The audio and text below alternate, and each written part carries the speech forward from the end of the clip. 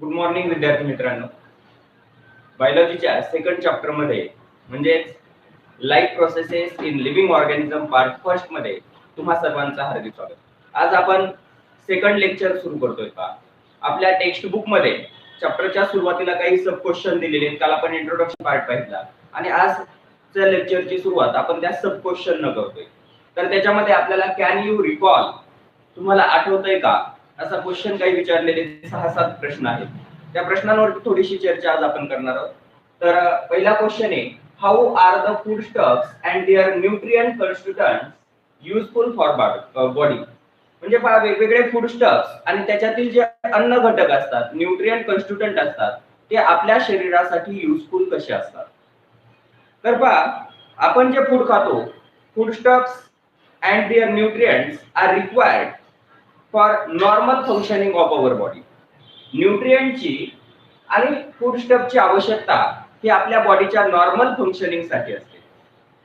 जसं की पहा, carbohydrates and fats, these are two nutrients provide the energy to perform various functioning of our body.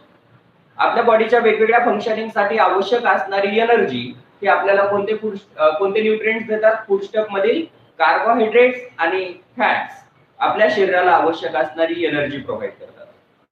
Then protein is the constituent, main constituent of structural and functional unit. Protein is the structural and functional unit of the cell. Protein हा सेलच्या structural एक महत्त्वाचा component आहे, structure मधला एक महत्त्वाचा घटक आहे.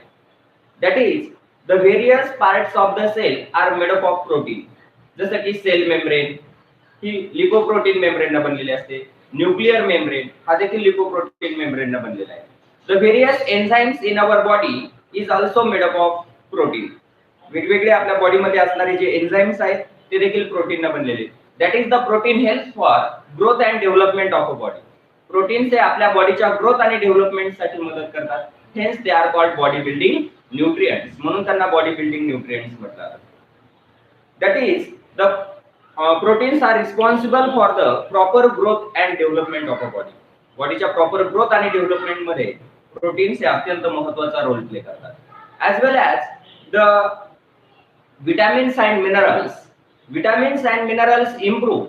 Vitamins and minerals are also nutrients present in foodstuff and they improve the immunity power of the body. That is, they improve the capacity of a body to fight against the diseases.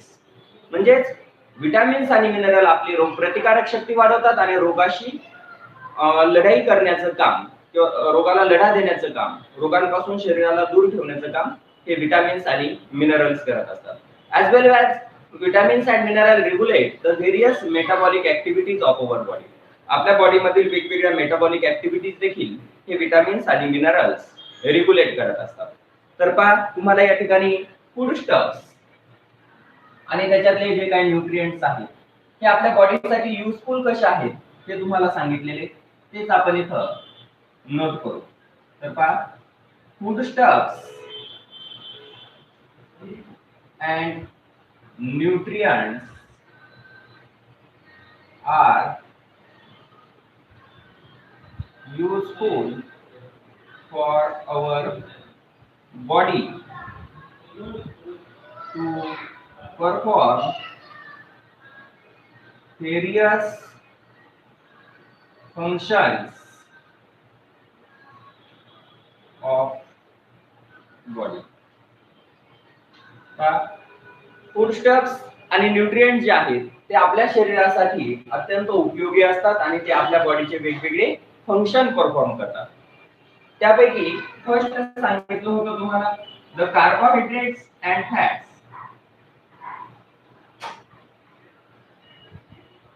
Carbohydrates and fats are the two main nutrients. हे दोन महत्त्वाचे nutrients आहेत. Carbohydrates and fats provide energy required for various functions of body. आपल्या शरीराच्या वेगवेगळ्या कार्यांसाठी आवश्यक असणारी ऊर्जा ही आपल्याला कोण प्रोव्हाइड करतं? कार्बोहायड्रेट्स आणि फॅट्स हे दोन न्यूट्रिएंट्स आपल्या शरीरासाठी, शरीराच्या कार्यांसाठी, ऍक्टिव्हिटीसाठी आवश्यक असणारी एनर्जी प्रोव्हाइड करतात. That is, they supply or provide energy to our body. Then the protein is main structural component. Protein is the main structural component of the cell and tissue. Protein हा sale आणि टिश्यूचा महत्त्वाचा structural component आहे. म्हणजे sale आणि tissue ज्या घटकांना बनलेले त्यातला महत्त्वाचा घटक म्हणजे प्रोटीन असतो. Hence it is called body building nutrients. काल आपण पाहिलं होतं म्हणून त्याला काय म्हणतात? बॉडी बिल्डिंग न्यूट्रिएंट्स म्हणतात. कोणाला? प्रोटीन्सला. Proteins are called body building nutrients.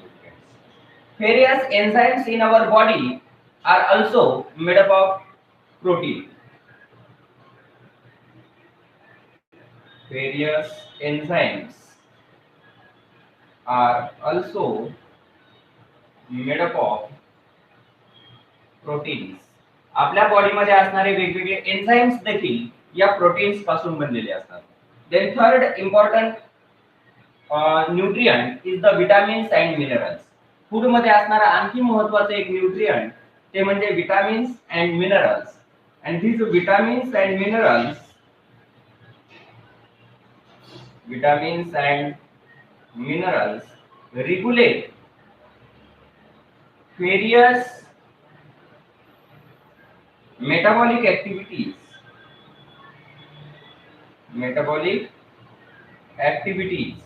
Vitamins आणि मिनरल्स हे आपल्या वेगवेगळ्या मेटाबॉलिक ऍक्टिव्हिटीज रेग्युलेट करतात.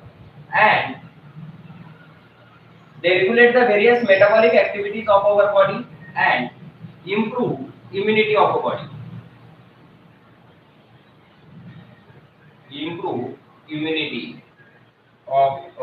body. म्हणजे शरीराची रोग प्रतिकारक शक्ती देखील वाढवतात. अशा पद्धतीने आपल्याला पहिला क्वेश्चन विचारला होता, how are the foodstuffs and their nutrient constituents useful for our body.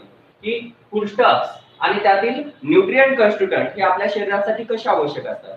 आपण जे फूडस्टफ खातो त्याच्यामध्ये वेगवेगळ्या प्रकारचे कंपोनंट असतात. Food consist several types of component and that component are called as nutrients.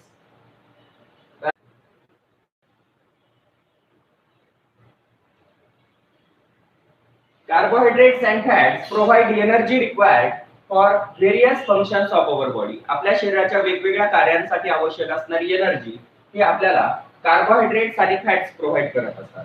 Then protein is a main structural component of cell. Protein हा सेलच्या रचनेमधला structure मधला एक महत्त्वाचा घटक आहे. And hence it is called body building nutrients. That is, our body is made up of protein. That is component of protein.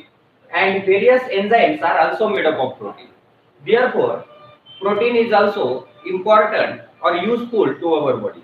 Also improve the immunity power of the body. Hence, they are called protecting and regulating nutrients. Then next question, what is the importance of balanced diet for body? दूसरा question देता सब question असा विचारला, can you recall मध्ये, की how or what is the importance of balanced diet for body.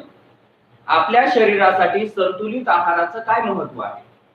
Then what is mean by balanced diet. काल तुम्हाला सांगितलं की संतुलित आहार म्हणजे काय, बॅलन्स्ड डाएट म्हणजे काय.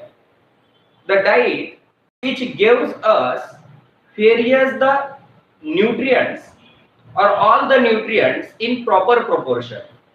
ज्या डाएट मधून आपल्याला सर्व न्यूट्रिएंट्स प्रॉपर प्रोपोर्शन मध्ये मिळतात त्या डाएटला म्हटलं जातं बॅलन्स्ड डाएट.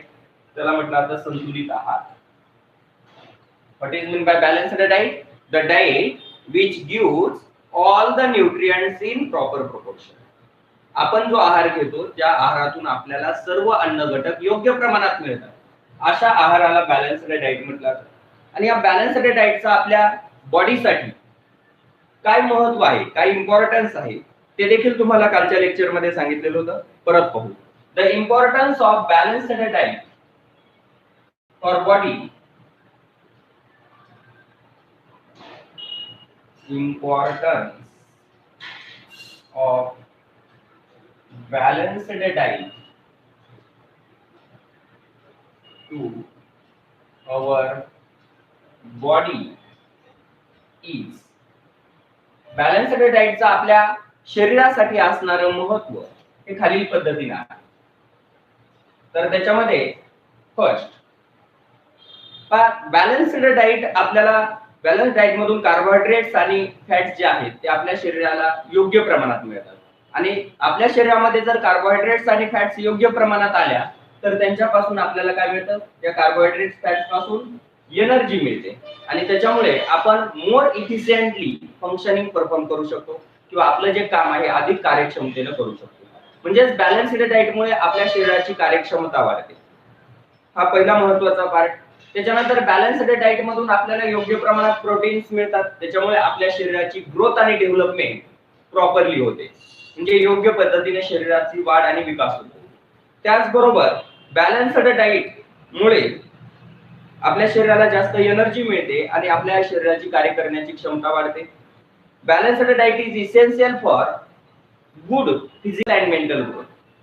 चांगल्या फिजिकल आणि मेंटल ग्रोथ साठी देखील बॅलन्स्ड डाएटची आवश्यकता असते. तर बॅलन्स्ड डाएटचं जे काही पहिलं महत्त्वाचं इम्पॉर्टन्स आहे ते आहे it helps in proper growth of body.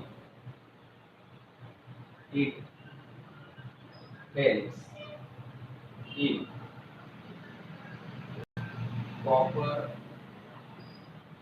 growth of body. Balanced diet हा आपल्या बॉडीच्या प्रॉपर ग्रोथ साठी मदत करतो. म्हणजे आपल्या शरीराची योग्य वाढ ही संतुलित आहारामुळे घडून येते. म्हणजे जे व्यक्ती बॅलन्स्ड डाएट घेतात त्यांच्या शरीराची योग्य वाढ झालेली असते, कारण त्यांना सर्व अन्न घटक योग्य प्रमाणात मिळालेले असतात. देन सेकंड दुसरं इम्पॉर्टन्स आहे it increases the immunity. It increases the immunity of our body. Balanced diet मुळे आपल्या शरीराची रोग प्रतिकार शक्ती वाढते. Then third it balanced diet मुळे काय होतं, तर आपल्याला energy giving nutrients carbohydrate fats देखील योग्य प्रमाणात मिळतात आणि त्याच्यामुळे आपल्या शरीराला जास्त ऊर्जा मिळाल्यामुळे आपल्या शरीराची कार्यक्षमता वाढते. That is it increases the capacity of a body. It increases capacity of work done. It increases capacity of work done of body by providing energy. By providing energy. शरीराला एनर्जी प्रोव्हाइड करून आपल्या शरीराची कार्य करण्याची क्षमता ही balanced diet मुळे वाढवली जाते. And next the balanced diet is essential for balanced diet is essential for good physical and mental health. म्हणजे आपल्या चांगल्या शारीरिक आणि बौद्धिक आरोग्यासाठी देखील आपल्याला बॅलन्स्ड डाएटची आवश्यकता असते. तर हे बॅलन्स्ड डाएटचं महत्त्वाचं इम्पॉर्टन्स की बॅलन्स्ड डाएट म्हणजे काय, the diet which gives us all the nutrients or food constituents in proper proportion, called as balanced diet. Balanced diet helps for the proper growth of a body. Balanced diet हा आपल्या बॉडीच्या proper growth साठी मदत करतो. It increases the immunity of a body. आपल्या बॉडीची immunity देखील balanced diet मुळे इन्क्रीज केली जाते. It increases capacity of work done of a body by providing energy. शरीराला एनर्जी प्रोव्हाइड करून आपल्या बॉडीची वर्किंग कॅपॅसिटी देखील इन्क्रीज केली जाते. And balanced diet is essential for good physical and mental health. चांगल्या फिजिकल आणि मेंटल हेल्थ साठी देखील बॅलन्स्ड डाएटची आवश्यकता असते. तर अशा पद्धतीने आपण हे पहिले दोन क्वेश्चन पाहिले. याच्यामध्ये आपण पहिला क्वेश्चन पाहिला की फूडस्टफ आणि त्याचे न्यूट्रिएंट्स आपल्या शरीरासाठी युजफुल कसे असतात आणि दुसऱ्या याच्यामध्ये पाहिलं की बॅलन्स्ड डाएटचा आपल्या शरीरासाठी काय इम्पॉर्टन्स आहे. आता याच्यानंतर आपल्याला कॅन यू रिकॉल मधला थर्ड क्वेश्चन पाहायचा आहे. पुढचा क्वेश्चन घेऊ.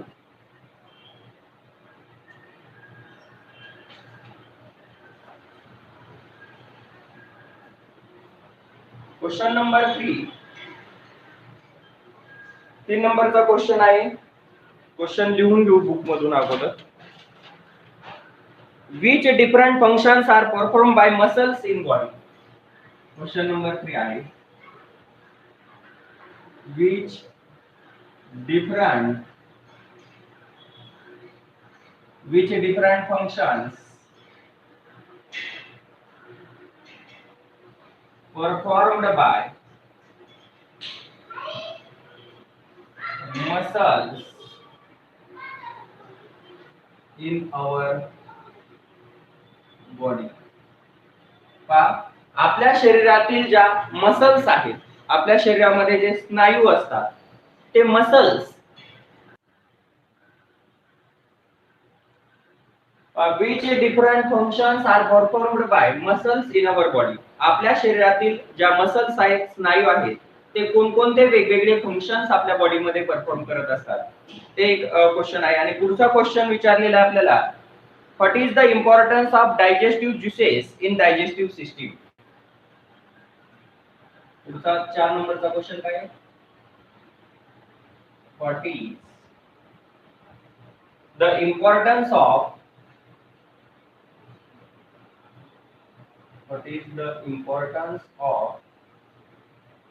digestive juices? What is the importance of digestive juices in a digestive system? In digestive system मध्ये डायजेस्टिव्ह ज्युसेसचं काय इम्पॉर्टन्स आहे, हे 2 क्वेश्चन आता आपण पाहू. 2 क्वेश्चनची चर्चा करू. Which different functions performed by muscles in our body? आपल्या शरीरातील स्नायू मसल्स हे आपल्या बॉडी मध्ये कोणकोणते फंक्शन परफॉर्म करतात? तर पहा, muscle is the organ which anchor the movements of a body with the help of bones. Muscles हे आपल्या बॉडी मधले असे ऑर्गन आहेत की जे काय करतात, आपले जे काही बोन्स असतात त्यांच्याद्वारे, त्यांच्या मदतीने आपल्या शरीरातील हालचाली, बहुतांश हालचाली घडून आणत असतात. जसं की आपल्या हाताची हालचाल आहे, पायांची हालचाल आहे, ही मसल्स आणि बोन्स यांच्या मदतीने होत असते. दॅट इज मसल्स अँकर द ऑर्गन्स और body parts and causes the movement. Muscles हे आपल्या बॉडी पार्टला अँकर करतात आणि आपल्या बॉडी पार्टच्या मूवमेंट्स घडून आणतात. तर त्याच्यामध्ये muscles are mainly responsible for movement in human body. Muscles are responsible for mainly movement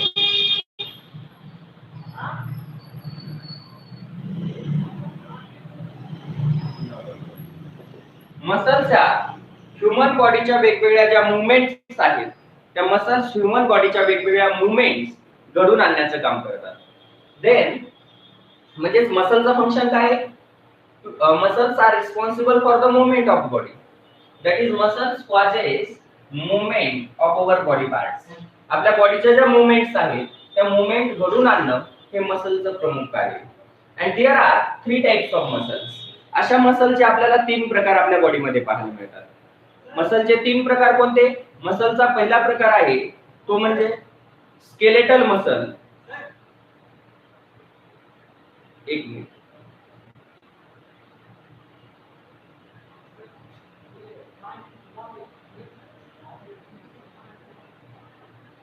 सरांना विचारतो. बरोबर आहे सर? सर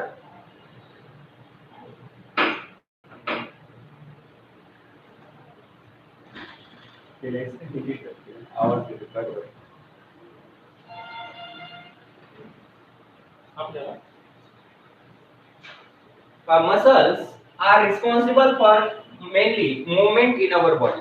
मसल्स हे आपल्या बॉडीच्या मूवमेंट घडून आणण्यासाठी रिस्पॉन्सिबल असतात. Then there are main 3 types of muscle. मसलचे प्रमुख 3 प्रकार आहेत. त्याच्यामध्ये पहिला आहे there are 3 types of muscles. त्याच्यामध्ये पहिला आहे स्ट्रेटेड मसल, दुसरा आहे नॉन स्ट्रेटेड मसल आणि तिसरा आहे कार्डियक मसल. असे मसलचे 3 टाइप्स आहेत. There are main 3 types of muscle. There are main 3 types of muscles. मसलचे प्रमुख 3 प्रकार.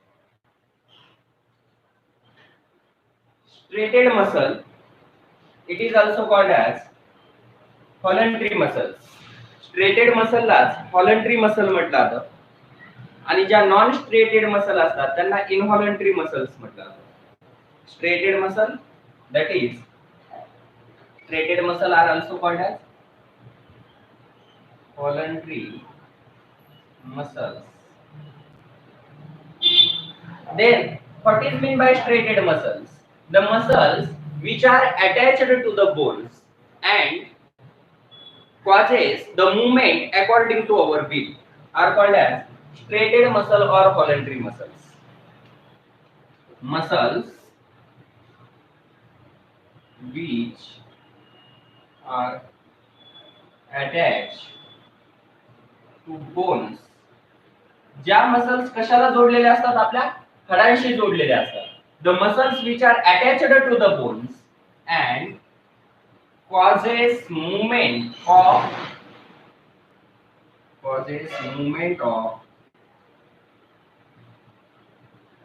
legs, arms, head, etc. are called straighted muscle.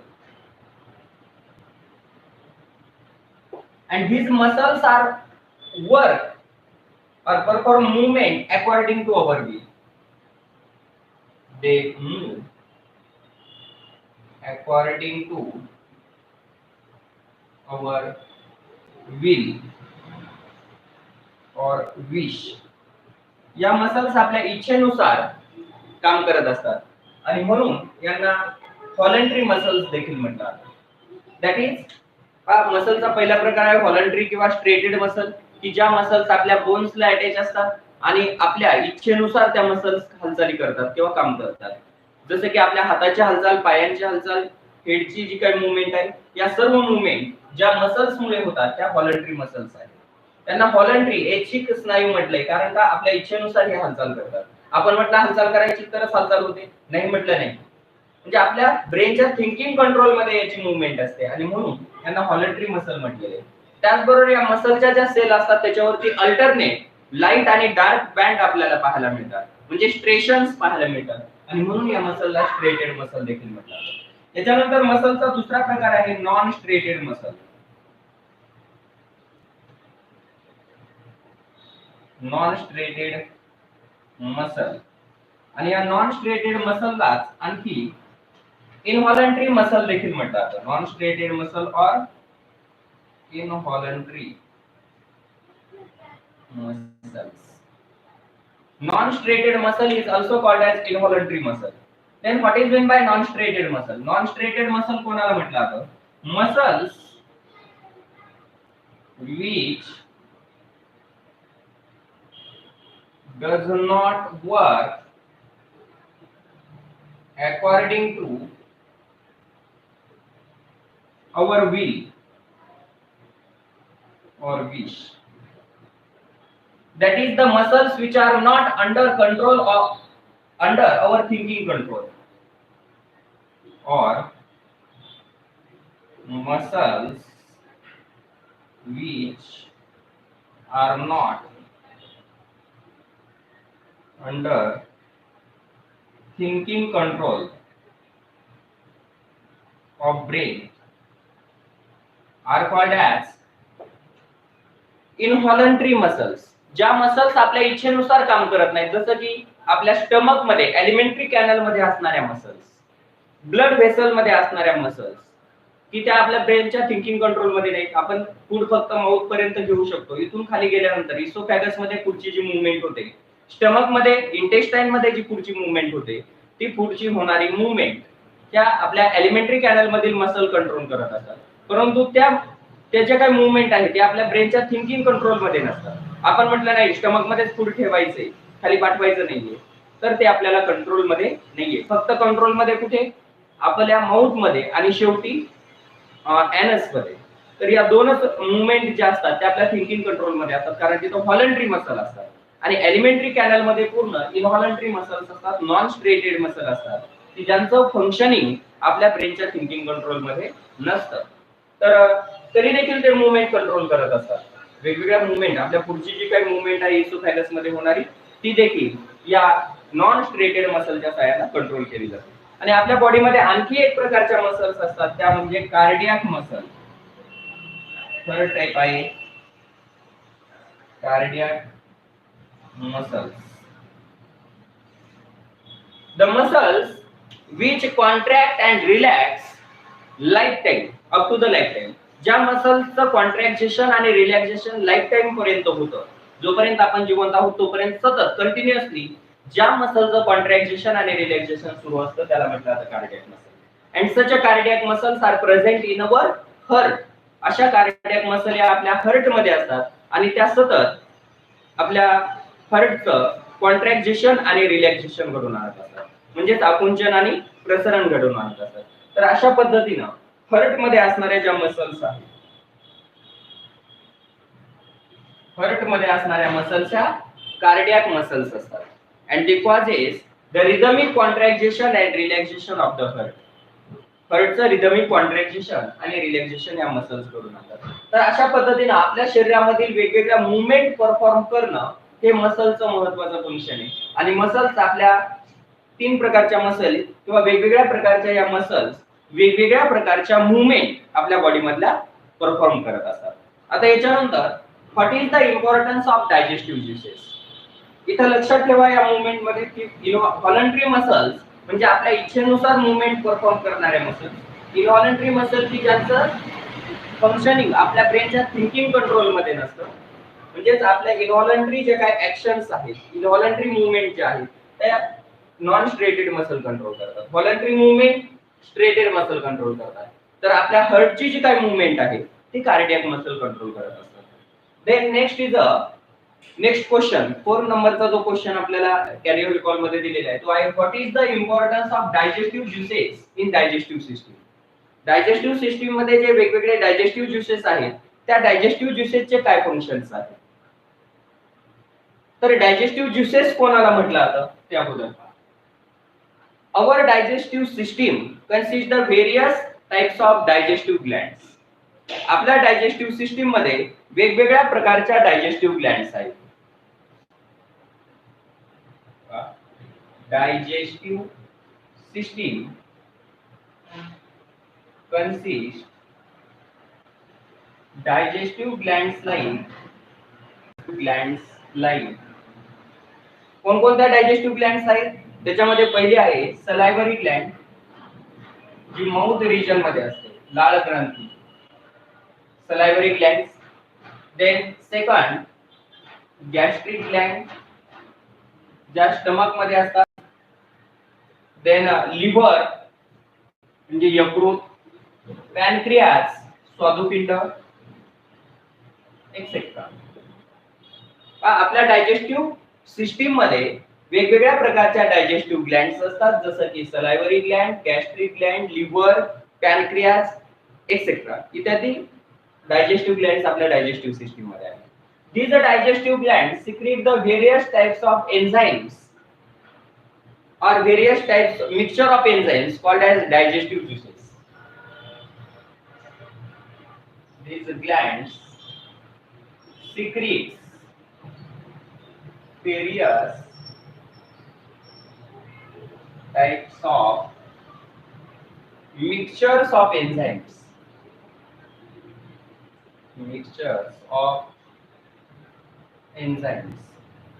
called as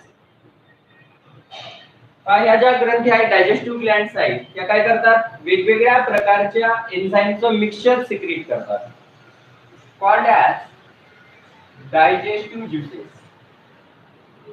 त्यांना डायजेस्टिव्ह ज्युसेस म्हटलं आहे. आणि या डायजेस्टिव्ह ज्युसेसचं म्हणजे वेगवेगळ्या एन्झाईमचे जे मिक्सचर्स असतात, various mixtures of enzymes called as digestive juices. या ग्रंथी वेगवेगळ्या प्रकारच्या एन्झाईमचं मिक्सचर सिक्रीट करतात. जसं की सलायव्हरी ग्लँड हे सलायव्हरी अमायलेज एन्झाईम सिक्रीट करतात. गॅस्ट्रिक ग्लँड ते पेप्सिन, त्याच्यानंतर हायड्रोक्लोरिक ऍसिड आणि म्युकोज हे एन्झाईम सिक्रीट करतात. Liver secrete the bile juices and pancreas secrete the trypsin, lipase and amylase, that is pancreatic juices. तर या पद्धतीने हे वेगवेगळे एन्झाईम्स वेगवेगळ्या जे काही डायजेस्टिव्ह ग्लँड्स आहेत ते वेगवेगळे कॉल करा. Then digestive juices consist various types of enzymes. Digestive juices consist various types of enzymes. Digestive juices मध्ये वेगवेगळ्या प्रकारचे काय असतात, एन्झाईम्स असतात. and they help for digestion of food. आणि ते एन्झाईम्स फूडच्या डायजेशन साठी मदत ऑफ फूड, फूडचं ब्रेकडाऊन ते घडून आणतात. and therefore the carbohydrates are break down into the glucose, that is convert complex food into the simple food, simple water soluble food. Digestive juices break down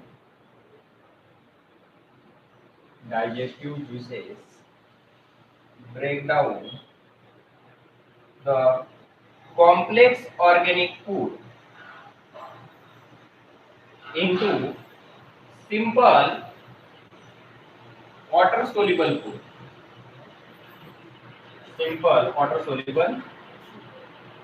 अशा पद्धतीनं हे digestive juices complex फूडचं breakdown simple water soluble food मध्ये करत असतात.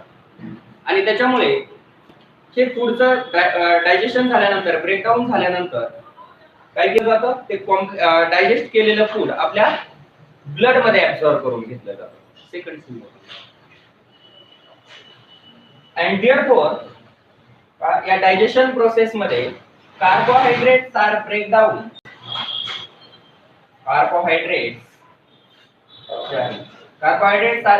into the glucose. या digestive एन्झाईमच्या मदतीने कार्बोहायड्रेटचं ब्रेकडाऊन ग्लुकोज मध्ये केलं जातं. then fats are digested or fats are break down into the fatty acid. फॅटचं ब्रेकडाऊन फॅटी ऍसिड मध्ये केलं जातं. then protein digested into amino acid.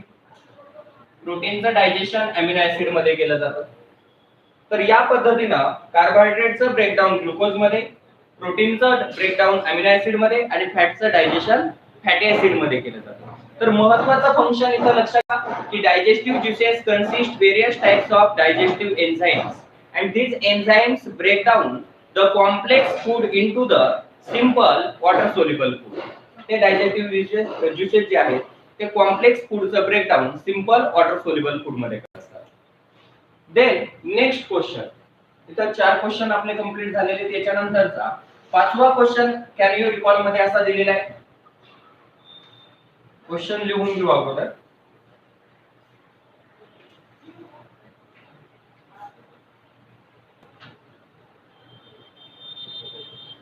Next question number 5. Which system is in the action for removal of waste produced in human body? Human body मध्ये produce होणारे जे waste material आहे ते waste मटेरियलच्या removal मध्ये फंक्शन परफॉर्म करणारी अशी कोणती ऑर्गन सिस्टीम ह्युमन बॉडी मध्ये असते? आपल्या शरीरामध्ये वेगवेगळ्या मेटाबॉलिक ऍक्टिव्हिटीज कंटिन्युअसली सुरू असतात आणि त्या मेटाबॉलिक ऍक्टिव्हिटीज मध्ये युजफुल प्रोडक्ट प्रोड्यूस केले जातात. त्याचबरोबर काही अनवॉन्टेड, अनयुजफुल किंवा हार्मफुल वेस्ट मटेरियल देखील आपल्या बॉडीमध्ये प्रोड्यूस होत असतात. and the process by which this waste material remove throughout the body is called as excretion. की ज्या प्रोसेसनं आपल्या बॉडी मधील वेस्ट मटेरियल बॉडीच्या बाहेर रिमूव्ह केले जातात त्याला म्हटलं जातं excretion. and this for this excretion process there is a excretory system is develop in the human body. म्हणजेच पहा, हे waste material unwanted waste remove करण्यासाठी आपल्या बॉडीमध्ये एक्सक्रेटरी सिस्टीम आपल्या बॉडीमध्ये प्रेझेंट असते. तर क्वेश्चन आहे, which system is in action for which system is in action for removal of waste in human body. Human body मध्ये वेस्टच्या रिमूव्हल साठी कोणती सिस्टीम फंक्शन परफॉर्म करत आहे? Waste material produced in human body are removed by the excretory system. वेस्ट मटेरियल produced in human body are removed by excretory system. Human body मध्ये असणारे waste material हे एक्सक्रेटरी सिस्टीमच्या मदतीने बॉडीच्या बाहेर रिमूव्ह केले जातात. Then next question, what is the role of excretory circulatory system in energy production? 6 नंबरचा क्वेश्चन आहे, what is the role of circulatory system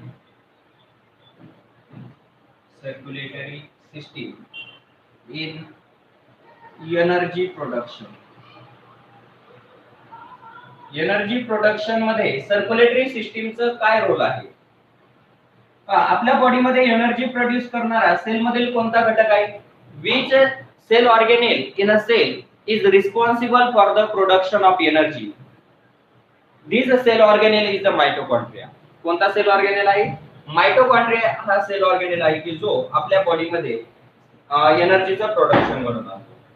that is the mitochondria is responsible for energy production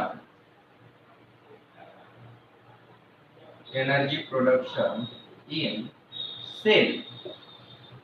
For the production of energy, two raw material are necessary, that is the glucose and oxygen. That is glucose and oxygen are required for production of energy in mitochondria. Mitochondria मध्ये एनर्जीच्या production साठी दोन घटकांची आवश्यकता असते. त्यातला एक घटक म्हणजे ग्लुकोज आणि दुसरा घटक आहे oxygen. These glucose and oxygen are supplied through the blood to the different cells of the body. आपल्या बॉडीच्या वेगवेगळ्या सेल्स कडे हे ग्लुकोज आणि ऑक्सिजन हे कशातून सप्लाय केले जातात? ब्लड मधून सप्लाय केले जातात. That is glucose present in digested food किंवा after digestion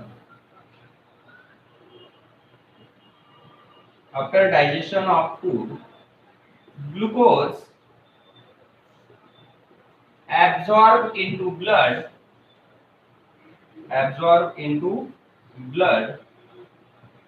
and transported to various parts of body. Digestion नंतर कार्बोहायड्रेटचं ब्रेकडाउन ग्लुकोज मध्ये केलं जातं, प्रोटीनचं डायजेशन अमिनो ऍसिड मध्ये, फॅटचं डायजेशन फॅटी ऍसिड मध्ये. त्यापैकी ते फॅटी ऍसिड्स, फॅट्स मॉलिक्यूल आणि glucose molecule are transported to the different parts of body through the blood. Blood मधून ते काय केले जातात? वेगवेगळ्या बॉडी पार्ट कडे, म्हणजे सर्क्युलेटरी सिस्टीमच्या मदतीने हे जे न्यूट्रिएंट्स आहेत, कार्बोहायड्रेट्स आणि फॅट्स, हे वेगवेगळ्या बॉडी पार्ट कडे सप्लाय केले जातात. Also oxygen from lungs also transported to various body parts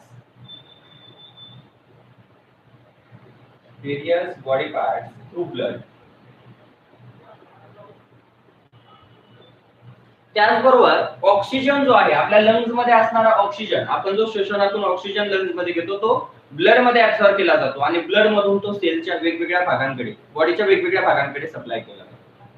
that is the circulatory system supply glucose and oxygen required for energy production.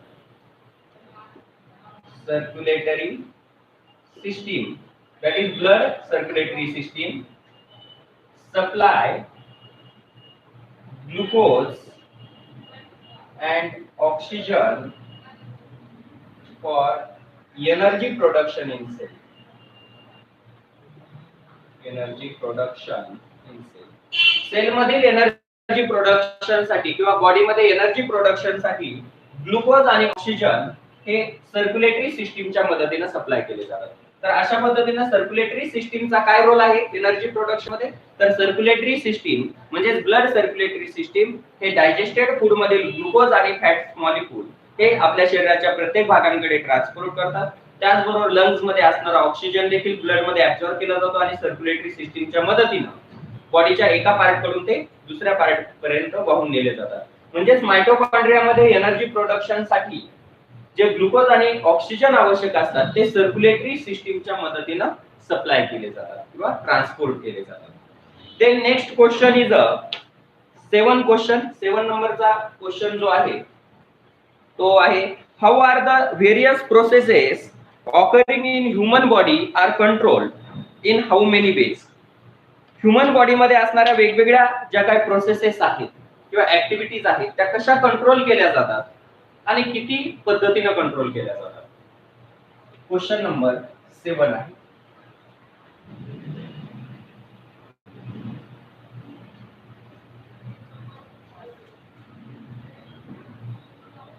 Question number 7 इथे दिलेला आहे आपल्याला कॅन यू रिकॉल मध्ये.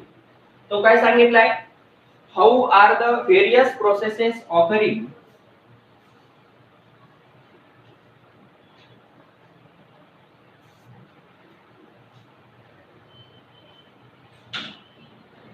how are the various processes occurring in human body,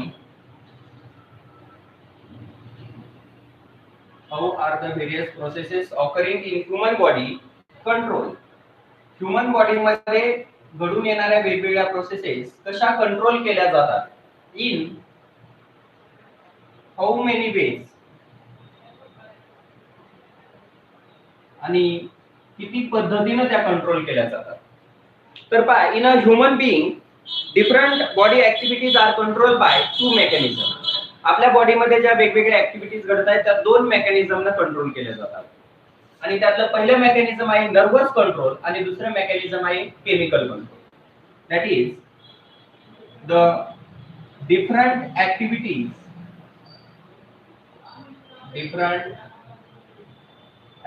or processes occurring in human body are controlled by 2 mechanism.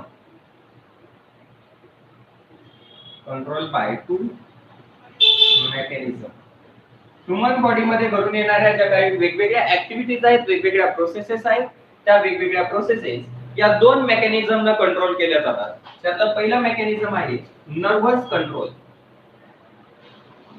First mechanism is a nervous control and second mechanism is a chemical control.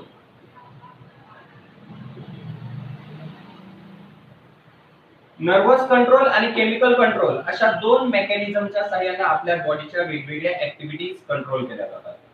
Then nervous control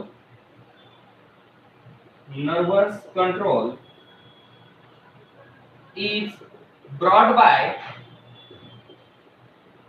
brain, spinal cord and nerves. Nervous control जो आहे तो nervous control कोण घडून आणतं? आपल्या body मधला nervous control हा brain, spinal cord आणि nerves यांच्या मदतीने घडून आणला जातो किंवा ब्रेन, स्पायनल कॉर्ड आणि नर्व्स यांच्या मदतीने काही ऍक्टिव्हिटीज आपल्या बॉडीच्या कंट्रोल केल्या जातात. त्याला नर्वस कंट्रोल म्हणतात. File the chemical control is brought by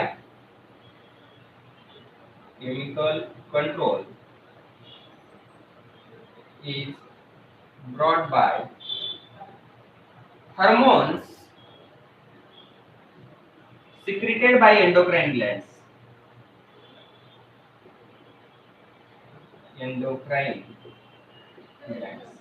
तर एंडोक्राइन ग्लँडच्या मदतीने सिक्रेट केले जाणारे जे हार्मोन्स असतात त्या हार्मोन्सच्या मदतीने केमिकल कंट्रोल ब्रॉड केला जातो. म्हणजे पहा, nervous control is brought by brain, spinal cord and nerves, while the chemical control is brought by hormones. तर हे आपण इयत्ता 9वी मध्ये अभ्यासलेलं होतं की आपल्या बॉडीच्या वेगवेगळ्या ज्या ऍक्टिव्हिटीज आहेत त्या नर्वस कंट्रोल आणि केमिकल कंट्रोलच्या मदतीने कशा घडून आणल्या जातात किंवा नियंत्रित केल्या जातात. तर या ठिकाणी आपण हा इंट्रोडक्शन मधला कॅन यू रिकॉल हे जे क्वेश्चन वेगवेगळे आपल्याला विचारलेले होते ते सर्वच्या सर्व पाहिलेले. आता याच्यानंतरचा जो नेक्स्ट पॉइंट आहे तो म्हणजे living organism and life processes. तर लिव्हिंग ऑर्गॅनिझम आणि लाईफ प्रोसेसेस म्हणजे सजीव आणि सजीवांमधील जीवन प्रक्रिया. तर पहा, various organ systems are continuously performing their functions in human body. आपल्या बॉडीमध्ये वेगवेगळ्या प्रकारच्या ऑर्गन सिस्टीम्स आहेत. जसं की पुढच्या डायजेशन साठी डायजेस्टिव्ह सिस्टीम आहे, श्वसनासाठी रेस्पिरेटरी सिस्टीम आहे, त्याच्यानंतर रिमूव्हल ऑफ वेस्ट साठी एक्सक्रेटरी सिस्टीम आहे, त्याचबरोबर वेगवेगळ्या ऍक्टिव्हिटीज कंट्रोल कोऑर्डिनेट करण्यासाठी नर्वस सिस्टीम, एंडोक्राइन सिस्टीम्स आहेत, त्याचबरोबर मस्क्युलर सिस्टीम्स आहेत, स्केलेटल सिस्टीम्स आहेत. तर अशा वेगवेगळ्या ऑर्गन सिस्टीम्स आपल्या बॉडीमध्ये आहेत. And these organ systems perform their functioning continuously in our body. That is, various organ systems are continuously performing their functions in human body. Along with the various organ systems like digestive system, respiratory system, circulatory system, excretory system, reproductive system, etc.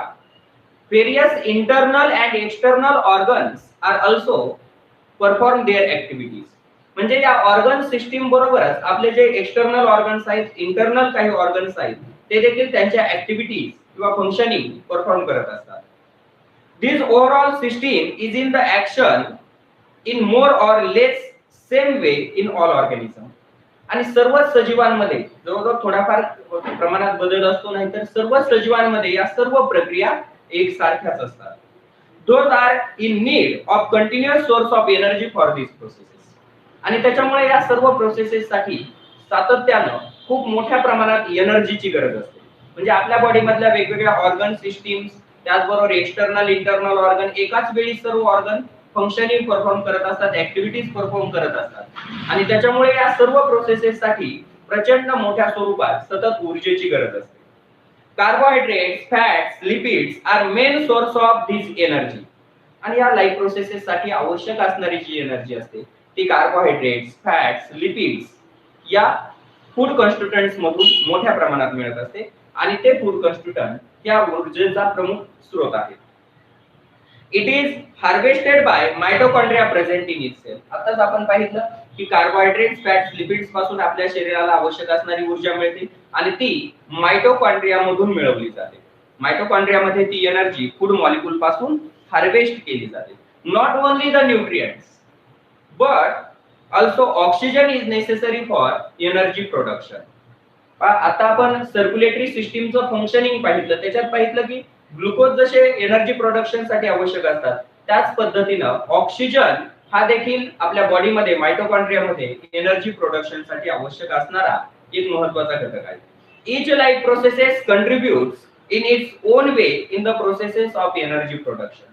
Energy प्रोडक्शनच्या process मध्ये प्रत्येक life process किंवा प्रत्येक organ system ही तिच्या पद्धतीनं सहभागी झालेली असते. जसं की सर्क्युलेटरी सिस्टीम म्हणजे ट्रान्सपोर्टेशन ही लाईफ प्रोसेस देखील एनर्जी प्रोडक्शन मध्ये समाविष्ट आहे. कारण ट्रान्सपोर्टेशनच्या मदतीनं ग्लुकोज आणि ऑक्सिजन हे सेल पर्यंत सप्लाय केले जातात, वाहून आणले जातात. डायजेस्टिव्ह सिस्टीम देखील या एनर्जी प्रोडक्शनचा एक भाग आहे. म्हणजे न्यूट्रिशन हा देखील एनर्जी प्रोडक्शनचा भाग आहे की ज्याच्या मदतीनं एनर्जी प्रोडक्शन साठी आवश्यक असणारे ग्लुकोज, त्याच्या म्हणजेच कार्बोहायड्रेट्स, फॅट्स, लिपिड्स हे मिळवले जातात. त्याचबरोबर रेस्पिरेशनच्या सहाय्याने काय प्रोव्हाइड केला जातो? एनर्जी प्रोडक्शन साठी आवश्यक असणारा ऑक्सिजन प्रोव्हाइड केला जातो. तर या पद्धतीने प्रत्येक जी काय ऑर्गन सिस्टीम असते किंवा लाईफ प्रोसेस असते ती त्याच्या मार्गाने एनर्जी प्रोडक्शन मध्ये त्याचं योगदान देत असते किंवा सहभागी असते. Functioning of all these life processes also required energy. आणि इतर या ज्या लाईफ प्रोसेसेस आहेत, न्यूट्रिशन, रेस्पिरेशन, एक्सक्रेशन, ट्रान्सपोर्टेशन, या लाईफ प्रोसेसेस साठी देखील एनर्जीची आवश्यकता असते. तर अशा पद्धतीने आपण इथं एनर्जी, लिव्हिंग ऑर्गॅनिझम आणि एनर्जी प्रोडक्शन किंवा living organism and life processes पाहिलं. आता जो आपण पॉइंट पाहिलेला आहे तो आहे living organism and life processes. Living organism आणि लाईफ प्रोसेसेस मध्ये तुम्हाला काय सांगितलं की लिव्हिंग ऑर्गॅनिझमच्या बॉडीमध्ये वेगवेगळ्या organ systems continuously function perform करत असतात. And along with these organ systems like digestive system, respiratory system, excretory system, circulatory system, there are other internal and external organs are also perform their activities. And to overall these activities or overall these processes require lot of energy continuously. And this energy is obtained from the food constituent, that is carbohydrates, fats and lipids. That is carbohydrate, fats and lipids are main source of energy to these life processes. तर या सर्व ज्या life processes आहेत या सर्व सजीवांमध्ये कमी जास्त प्रमाणात आपल्याला एकसारख्या पाहायला मिळतात. तर याच्या नंतरचा जो भाग आहे need of energy for the living organism किंवा need of energy for the life processes, हा पुढचा भाग आपण उद्याच्या लेक्चर मध्ये कंटिन्यू करणार आहोत. तर आज आपण इथं थांबतोय, उर्वरित भाग उद्या कंटिन्यू.